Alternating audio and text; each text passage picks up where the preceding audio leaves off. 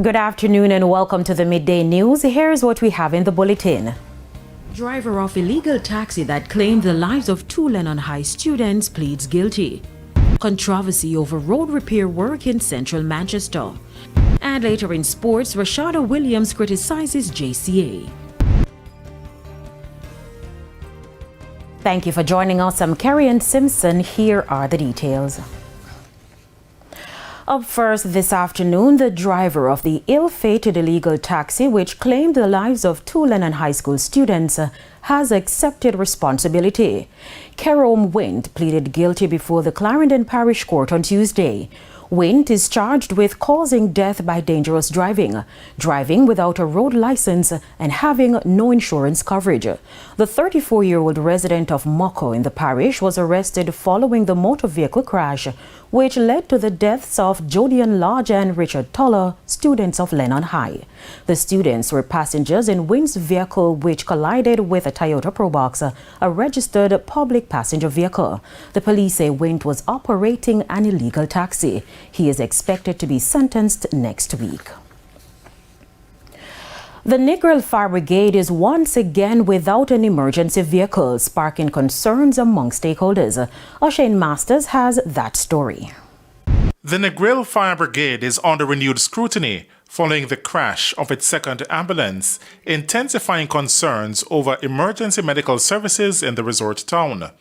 Commissioner of the Jamaica Fire Brigade, Stuart Beckford, says the ambulance was on its way back to the fire station minutes after 11 a.m. on Tuesday when it collided head-on with a Toyota minivan along the Sheffield Main Road. This ambulance now being out of service, it simply means that the division of Westmoreland will be operating with one less ambulance, and this no doubt will put a strain on our ability to respond to.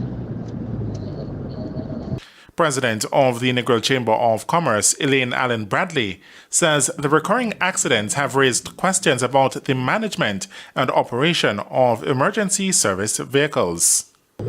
I am very concerned for our people in Negril, because if we have, I don't know why the ambulances are being written off so quickly or readily. Is it to say that the drivers of the ambulances are not expert? Accidents do happen, but why Negril has been having so many ambulances written off? So there must be something with the competencies. Negril is a tourist resort and it cannot do without an ambulance. Other stakeholders in the resort town are also concerned. We have gone through about 4 or 5 ambulances in the last 10 years in Negril, and that's quite a lot. I believe that the ambulance drivers need some serious training, how to do emergency training, because if this is going to continue to happen, then I don't think the authorities can keep up with buying too much more. MP caretaker for Western Westmoreland, Ian Hale, says despite the ambulance crashing yesterday, there needs to be speed in getting back an ambulance in the space. And I'm calling on the Minister of Health. I'm calling on the Minister of Local Government. I'm calling on the authority. I'm calling on the government.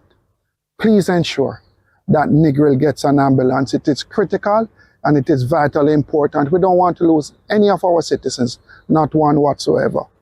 O'Shane Masters, TVJ News. Still in Negril, thousands of gallons of water continue to be wasted due to a broken main in front of the Negril fire station. Stakeholders are upset that the situation has been left unattended amid the water shortages in the resort town. Halshane Burke reports. A ruptured water main in front of the Negril fire station has deepened the public frustration over worsening water infrastructure in the resort town, which continues to face chronic supply shortages. Our news team was told that thousands of gallons of water have been wasting at the location as it has not been addressed for weeks. PNP caretaker for Western Westmoreland, Ian Hales, says the wastage is of great concern as several areas are without water. And to see the amount of water in front of the fire station now for days without the situation not remedied by the National Water Commission, it's just disappointing. I think when our people needs water, and at this time to see the water running on the roadway, it's a problem, and it is something that has to be addressed. I'm calling on the authority, the NWC, the Minister of Water, and the President of the NWC. We have to create a better mechanism, something that is efficient in ensuring that we can deal with water situation when we have water main leaks across the country. Hotelier Penny Hill says there are other areas where there are leaks in Negril, particularly along the West End stretch. He says there needs to be checks and balances. You see the survey, the workmen passed every day, and they just look at it and drive past it. I don't know who is giving who the authority to do what. But I believe there needs to be some kind of checks and balance as to when they come out in the morning, what they're supposed to do from what they're not supposed to do. Because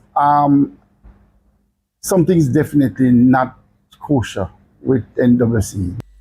In the meantime, Communication Manager at the NWC, Delano Williams, says the Commission has taken note of the broken water main and says it will be addressed in short order. Hal Shane Burke, TVJ News.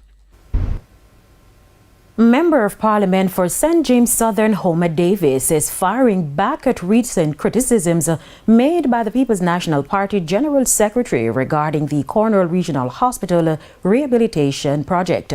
The MP says the opposition is quick to point fingers but silent when it comes to acknowledging the sacrifices of the nation's healthcare workers. With work still underway at the Cornwall Regional Hospital, criticism has been mounting, particularly from PNP General Secretary Dr. Dayton Campbell, who recently accused the government of gross mismanagement of the multi-million-dollar rehabilitation project. But MP for St. James Southern, Homer Davis, is pushing back. You know what hurt me? When I hear some people come to this parish and all them are talk about and of course them are course Cornwall Regional Hospital. They're not top cost Cornwall Regional Hospital. And let me say to you, the doctors and the nurses and the other staff that works at the hospital is doing a fantastic job under the circumstances. He acknowledged that the restoration of Cornwall Regional Hospital has taken longer than expected, but argued that the government remains committed to completing the project in full and ensuring it meets modern standards. He says criticism should not come at the expense of those on the front lines. Any one of us took take sick tonight, original the whole way run go. We now know where else we go.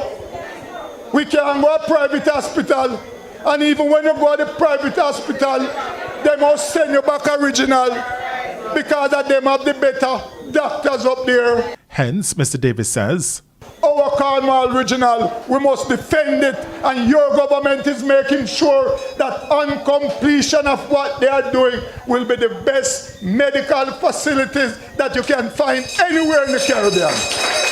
The Cornwall Regional Hospital project, which began in 2017, has faced delays and budget adjustments. The government says it expects major phases of the work to be completed by the end of this year. O'Shane Masters, TVJ News. Member of Parliament for Manchester Central, Rhoda Moy Crawford, is being taken to task over comments that she repaired 35 roads in her constituency. Councillors at the Mandeville Municipal Corporation are demanding answers about which programs the roads were rehabilitated under. Details in this report. Member of Parliament for Manchester Central, Rhoda Moy Crawford, has declared that she has repaired 35 roads in her constituency, 6 of them being fully rehabilitated. At the recent meeting of the Mandeville Municipal Corporation, Councillor for the Knockpatrick Division, Carl Smith, raised concern. Mr. Smith questioned whether the work was being done under the Spark or REACH program, arguing that either way there are issues. I'm wondering if this council is aware or can give us any update as to which program that road is being fixed or patched under. Because my knowledge and what is being said is that the Sparks program should be total rehabilitation of the road to include water and drainage. Our news centre also obtained videos of some of the roads in question, further outlining the concerns. The Member of Parliament, Rhoda Crawford, has Sunset listed as one of her roads to be fixed under the Sparks program. We want to know if it is Sunset Boulevard, Sunset Drive, Sunset Crescent, Sunset Close, or Sunset Avenue. Which is it? Meanwhile, Chairman of the Mandeville Municipal Corporation and candidate for the Manchester Central constituency seat, Donovan Mitchell, thinks Ms. Crawford's action may represent a breach of protocol regarding approval for the work done. To name the parish council, the municipal corporation roads that she has fixed, which agency fixed them, and when they were fixed. And if she got approval from the corporation to fix those roads. We get letters from NWA for the Sparks roads. We don't get from MPs that thing. So there's a protocol. The municipal corporation cannot fix a road for NWA without we getting approval from them. So why do other people want to do otherwise?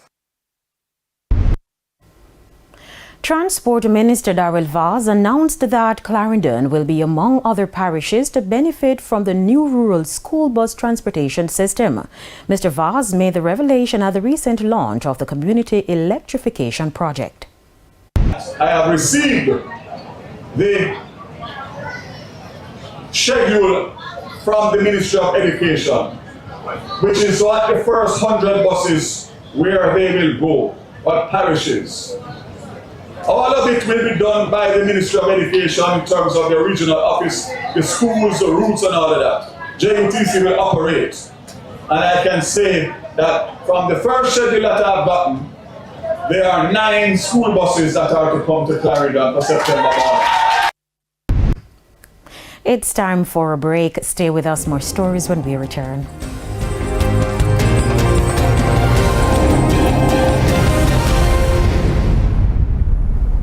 Welcome back to the Midday News.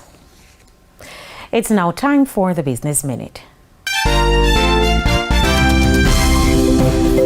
The central bank says it will be seeking to take another $15 billion out of circulation today to help stabilize the exchange rate and contain inflation.